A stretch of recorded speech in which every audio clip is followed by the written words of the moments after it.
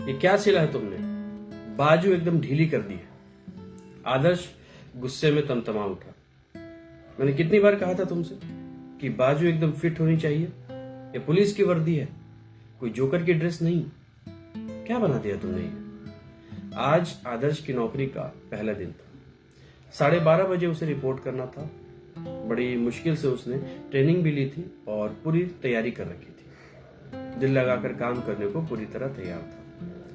बचपन से उसे आर्मी में जाने का शौक था, लेकिन वो सपना पूरा नहीं हो पाया। कम से कम पुलिस में जाकर वो कुछ ऐसा करना चाहता था जिससे उसे खुद पर गर्व हो। उसका सपना था कि वो किसी बड़े क्रिमिनल या माफिया डॉन को पकड़े और कानून के हवाले कर दे। आज उसका एक्शन का पहला दिन था। उसने बहुत मेहनत से बॉडी बनाई थी, जूडो कराटे भी सीखा था।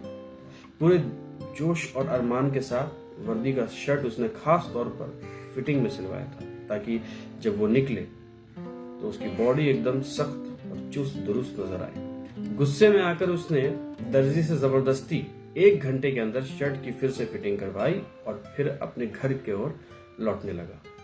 रास्ते में उसे प्रकाश चाचा दिखे, जो अपने घर के बाहर गुलदस्ते को पानी दे रहे थे। आदर्श ने खुशी से आवाज दी, कैसे है प्रकाश चाचा? और जल्दी से जाकर उनके पैर छू लिए। लेकिन आदर्श की असली मोहब्बत प्रकाश चाचा नहीं थे, बल्कि उनकी बेटी गुड़िया उर्फ जानवी थी। आदर्श दिल ही दिल में जानवी पर जान छिड़कता था। उस घर में सिर्फ प्रकाश चाचा और जानवी ही रहते थे। उसकी मां नहीं थी। पिछले 10 सालों से प्रकाश चाचा ने जानवी को अकेले ही पाला था। आदर्श पिछले काफी समय से प्रकाश चाचा को पटाने की कोशिश कर रहा था, लेकिन चाचा थे कि पिघलते ही नहीं। प्रकाश चाचा का स्टैंड बहुत क्लियर, अपनी बेटी के लिए मुझे एक ऐसा लड़का चाहिए जो कम से कम महीने का 1 लाख कमाता और जिसकी नौकरी में सिक्योरिटी हो। इस महंगाई के दौर में ऐसे ही किसी को अपनी बेटी दे देंगे क्या? लड़की का हाथ मिल जाए, आदर्श का बस यही सपना था। हालांकि गुड़िया भी अक्सर अपनी बालकनी से नीचे खड़ी होकर आदर्श को देखती, मुस्कुराती थी। दोनों के बीच कुछ न कुछ तो था, लेकिन बात कभी आगे नहीं बढ़ पाती थी, क्योंकि उनके बीच हमेशा एक शख्स खड़ा रहता, प्रकाश चाचा। हमेशा की तरह आदर्श ने उनके पैर छूते हुए बड़े गर्व से कहा, जानते हैं, आज मेरी नौकरी का पहला दिन है।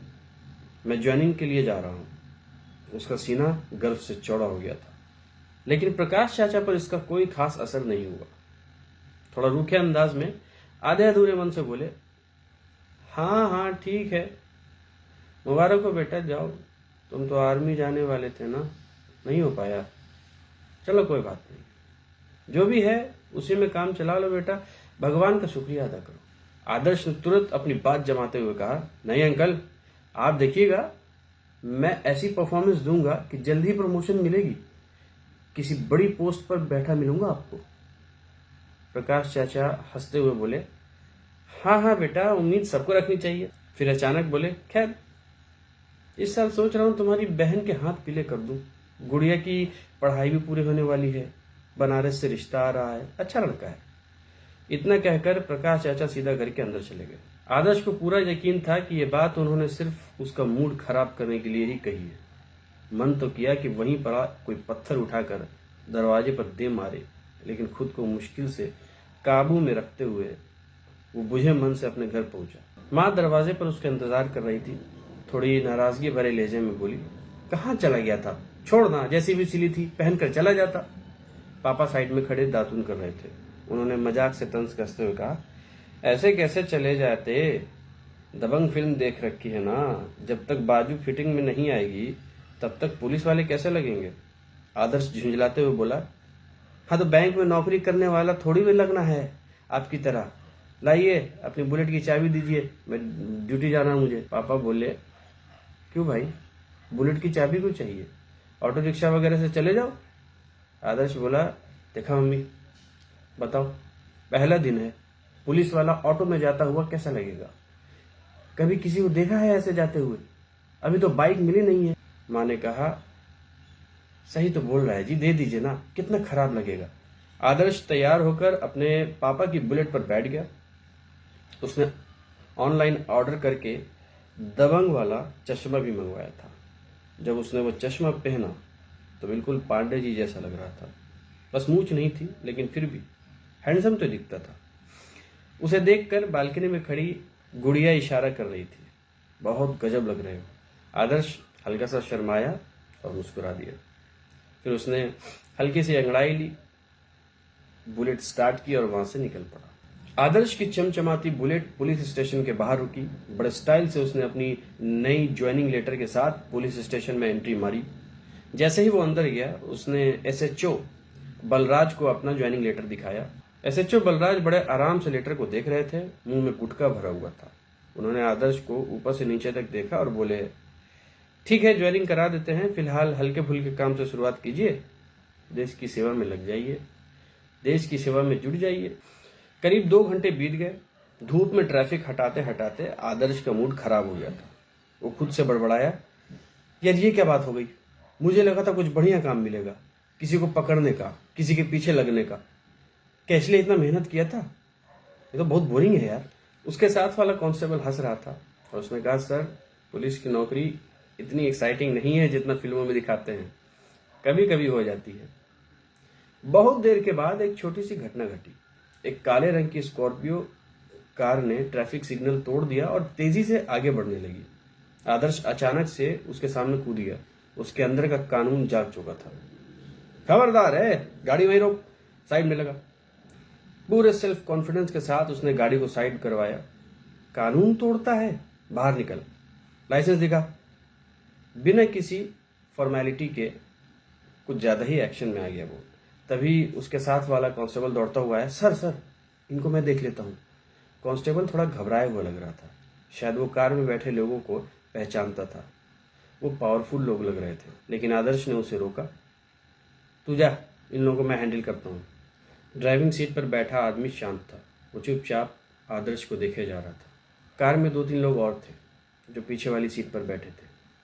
सबने कुर्ता पजामा पहना था और देखने से ही लग रहा था कि वो किसी राजनीतिक पार्टी के लोग हैं। सर, जाने दीजिए, थोड़ा जल्दी में थे हम लोग। हम चौधरी साहब के आदमी हैं, आदर्श ने घूरते हुए कहा। अच्छा, अच्छी बात है। तो सबसे पहले तू नीचे उतर और बता ये चौधरी कौन है। कांस्टेबल और भी ज़्यादा घबरा गया। धीरे धीरे आदर्श के कान में फुसफुसाया, सर जाने दीजिए ना, छोड़ दीजिए, चौधरी साहब के लोग हैं। आदर्श ने एक तीखी नज़र से उसे देखा और सख्ती से बोला, मैं हैंडल कर रहा हूँ ना, तू जा ट्रैफिक संभाल। गाड़ी से एक आदमी उतरा। वो सीधा आदर्श के पास आया, मुस्कुराया और उसके कंधे पर हाथ रखते हुए बोला, अरे भाई, क्यों मुसीबत मोल रहे हो? आदर्श ने बिना एक पल गवाए उसका हाथ झटकते हुए पलटकर एक जोरदार थप्पड़ जड़ दिया, सीधे गाल पर। चारों ओर सन्नाटा छा गया। कांस्टेबल भी सहम गया। आदर्श गरजा, तमीज से बात कर, ये पुलिस की वर्दी है, तेरे बाप का कुर्ता नहीं जो हाथ रख रहा है इस पर। डायलॉग डोले शोले चमकाते हुए पूरे एटीट्यूड में आदर्श का डायलॉग गूंजा।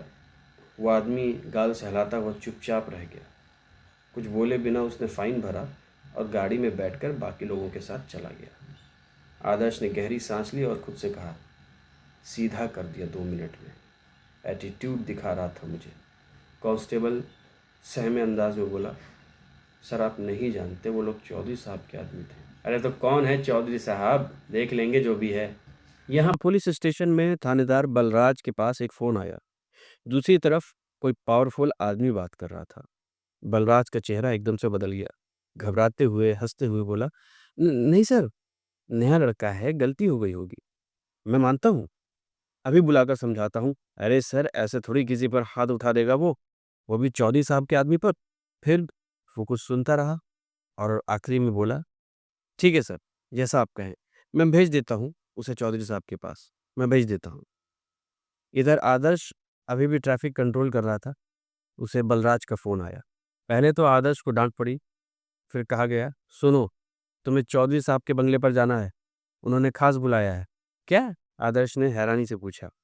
बलराज ने गुस्से में कहा, किसने कहा था तुम्हें किसी पर हाथ उठाने को? जाकर समझो, खुद चौधरी साहब ने बुलाया है, तुम्हें जाना पड़ेगा, ये ऑर्डर है। इतना कहकर उसने झल्ला कर फोन रख दिया। कांस्टेबल आदर्श को ही घूर रहा था, जैसे अब सब कुछ साफ हो गया हो। धीरे से बोला, एसएचओ साहब का फ़ोन था ना, मैंने कहा था हाथ मत उठाइएगा। हो गई ना गड़बड़। आदर्श ने मुस्कुरा कर कहा, अबे तुम लोग इतना क्यों डरते हो? कौन है ये चौधरी? चल मेरे साथ, देखते हैं। वो बुलेट बाइक पर बैठा, पूरे स्वैग में। कांस्टेबल झिझकते हुए पीछे बैठा, फिर भी आदर्श को रास्ते भर समझाता रहा, सर, चौधरी साहब को हल्के में मत लीजिएगा, वो बड़े लोग हैं, बहुत ऊपर तक पहुंच है उनकी। जब आदर्श पहुंचा तो उसने देखा बंगला वाकई आलीशान था। गेट पर कई सारे सिक्योरिटी गार्ड्स खड़े थे, सबके हाथों में वायरलेस, लेकिन आदर्श का कॉन्फिडेंस अब भी कायम था। गार्ड उन्हें बगीचे के भीतर ले गया और यही पहली बार आदर्श थोड़ी देर के लिए ठिठका, क्योंकि वहां चौधरी साहब अकेले नहीं थे, उनके साथ खुद एसीपी बैठा था। बागीचे में एक देसी अखाड़ा बना हुआ था। कुछ हट्टे-कट्टे पहलवान मिट्टी में भिड़े हुए थे। चौधरी साहब कुर्सी पर बैठे, हुक्का पीते हुए जोश से मुकाबला देख रहे थे। गार्ड ने उनके पास जाकर कान में कुछ कहा। पुलिस अफसर आ गया, जिसने आपके आदमी पर हाथ उठाया था। चौधरी साहब ने एकदम से मुड़कर देखा और हंसते हुए कहा, अरे वाह, आ गए आज के हीरो। आइए भाई, आइए आइए, आपका ही इंतजार हो रहा था। आदर्श अब थोड़ा धीमी चाल से आगे बढ़ने लगा। एसीपी के पास जाकर सैल्यूट ठोका। जय हिंद सर। एसीपी ने बस हल्का सा सर हिलाते हुए जवाब दिया, जय हिंद। चौधरी साहब अब भी मुस्कुरा रहे थे। भाई सुना है हाथ बड़ा भारी है आपका, हमारे माधवन पर ऐसा मारा कि मुंह सूज गया बेचारे का। सब लोग तो उसे अब बर्फ का बैग कह के चिढ़ा रहे हैं। सब ठहाके लगाने लगे। हमको भी थोड़ा दिखाइए अपनी ताकत, उतरिए अखाड़े में, हम भी थोड़ा एंजॉय करें। आदर्श थोड़ा कंजूस खाओ। वो एसीपी की तरफ देखने लगा। एसीपी ने इशारे में हाँ में सर हिलाया, जैसे वो मन ही मन कह रहा हो कि इन लोगों के साथ थोड़ा कोऑपरेट करो। लेकिन आदर्श ने कहा, नहीं, थैंक यू। आपने मुझे बुलाया किस लिए? अभी तक आदर्श नरमी नहीं ला रहा था। 2 सेकंड का इंतजार करने के बाद चौधरी ने एक बार फिर से कहा, हम कह रहे हो ना, आप उतरिए अखाड़े में और लड़िए हमारे पहलवान के साथ। हमें देखना है, एक खेल तो बनता है, इसमें तो कोई कानून नहीं टूटेगा ना। अपने सर के कहने पर ही कर लीजिए। क्यों अविनाश जी? एसीपी ने आदर्श से कहा, जाओ एक मैच खेल लो। चौधरी ने अपने पहलवान की तरफ इशारा करते हुए कहा, इससे लड़िए आप, हमें देखना है कि कितना बढ़िया लड़ेंगे आप। वो पहलवान आदर्श से तकरीबन 1 फुट ज़्यादा लंबा था, 1 फुट ज़्यादा चौड़ा था। आदर्श के सामने वो राक्षस जैसा दिखाई दे रहा था। आदर्श समझ गया कि चौधरी उसे पिटवाना चाहता है, लेकिन आदर्श को भी गुस्सा आ गया। उसने अपनी शर्ट खोली, शरीर को फ्लेक्स करके चौधरी के सामने खड़ा हो गया और बोला, ठीक है, वैसे भी आज मैंने वर्कआउट नहीं किया। सब एकदम से चुपचाप देख रहे थे।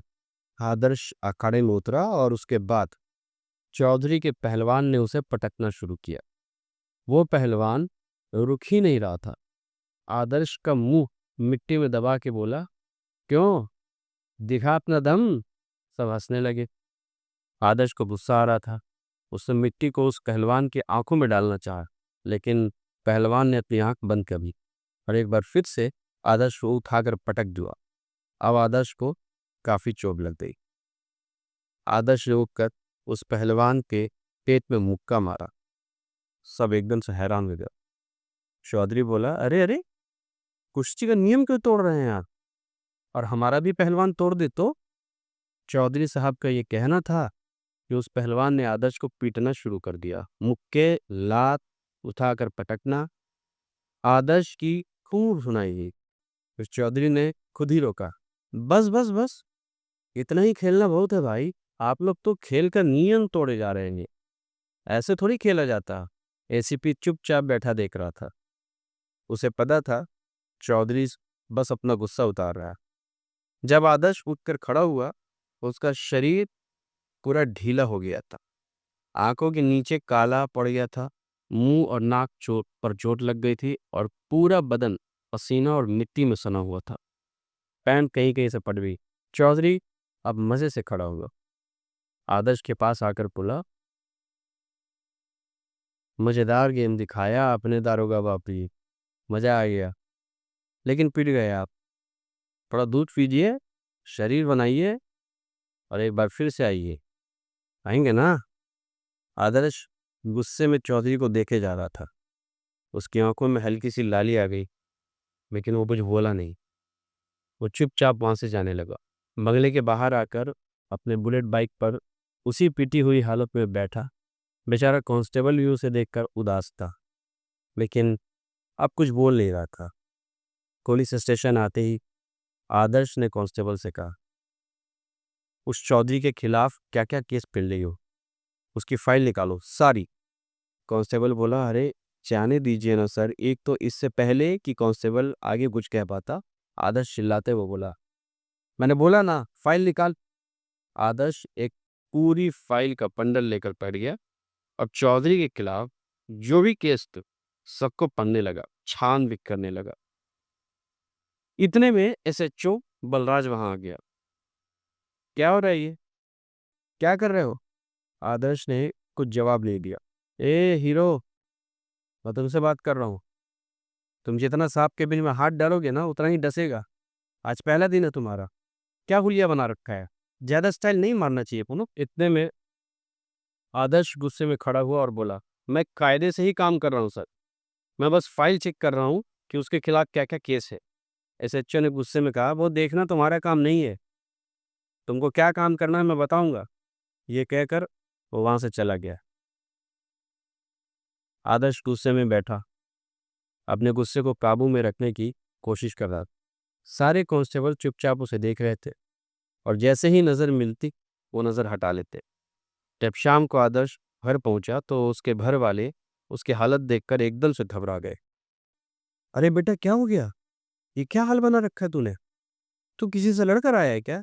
आदर्श थोड़ा झुंझलाकर बोला, मैं छोड़िए ना, कुछ नहीं, थोड़ा बहुत झड़प हो गई थी, आप लोग बात का बंधन मत बनाइएगा। ये कहकर वो वॉशरूम चला गया। फ्रेश होकर लौटा तो उसकी चाल भी थोड़ी अजीब लग रही थी। खाना खाते हुए माहौल कुछ ज्यादा ही गंभीर हो गया। आदर्श बात नहीं करना चाहता था। आदर्श के पापा ने भी अपनी पत्नी को इशारा कर दिया था कि वो कुछ ज्यादा पूछताछ ना करें, बाद में बात कर लेंगे। फिर इतने में ही आदर्श ने यूं ही पूछ लिया, वो सामने प्रकाश चाचा के यहाँ कुछ सजावट हुई थी, कुछ है क्या? उनके यहाँ कोई फंक्शन है? आदर्श की मम्मी ने थोड़ा हिचकते हुए कहा, वो उनकी लड़की को देखने आए थे लड़के वाले, ये बात पक्का करके कहें। आदर्श की मम्मी जानती थी कि आदर्श बुढ़िया को पसंद करता है। ये सुनते ही आदर्श ने खाना रोक दिया और उठकर वहां से जाने लगा। अरे क्या हुआ बेटा, खाना तो खा ले। आदर्श अपने कमरे में जाकर सो गया। फिर फोन उठाकर उसने गुड़िया को मैसेज किया, क्या कर रही है? गुड़िया का रिप्लाई आया, तुम्हें पता चला मेरा रिश्ता तय हो गया। आदर्श अपनी बैल्कनी पर आया और मैसेज में टाइप किया, बैल्कनी पर आओ जरा। गुड़िया अपनी बैल्कनी पर आई और उसने वहीं से अपने मोबाइल में टाइप किया, आदर्श हमें बात बंद कर देनी पड़ी, हमें नहीं करनी चाहिए बात, शायद हमारा कोई फ्यूचर नहीं। आदर्श तो जिससे मैं फ़ोन किया। गुड़िया ने फ़ोन उठाया और धीमी आवाज़ में कहा, फ़ोन क्यों लगा रहे हो? बहुत रात हो गई है, तुम ठीक हो ना? तुम्हारा चेहरा कुछ अलग सा लग रहा है, यहाँ से दिखाई नहीं दे रहा। आदर्श ने गुस्से में कहा, मार खा के आया हूँ 7 फुट के पहलवान से, लेकिन पहले तुम ये बताओ कि तुमने अपने पापा से बोला क्यों नहीं कि तुम मुझे चाहती हो? गुड़िया ने कहा, आदर्श तुम जानते हो पापा हार्ट के मरीज, लोगों के मैं उनसे ऐसी कोई बात नहीं करना चाहती जिससे उनका बीपी हाई हो। आदर्श ने कहा, ठीक है, बहुत हो गया, मैं खुद ही बात कर लूंगा अब उनसे। ये कहकर आदर्श घर से बाहर आया और गुड़िया के घर की तरफ चल पड़ा। गुड़िया एकदम से घबरा गई। उसने दूर से इशारे से किए कि आदर्श रहने दो, रुक जाओ, लेकिन आदर्श एकदम से गुड़िया के घर पहुंचा और दरवाजे पर खड़ा होकर जोर जोर से खटखटाने लगा। अंकल, अंकल, दरवाजा खोलिए, कुछ बात करनी है। उसके चिल्लाने की वजह से न सिर्फ प्रकाश चाचा की नींद खुली, बल्कि आसपास के घरों में भी लाइट जलने लगी। आदर्श के मम्मी पापा भी उठ गए। आदर्श के पापा ने कहा, अरे ये क्या कर रहा है लड़का? गुड़िया की सिट्टी पिट्टी गुम हो गई। आज तमाशा बनने वाला था सबके सामने।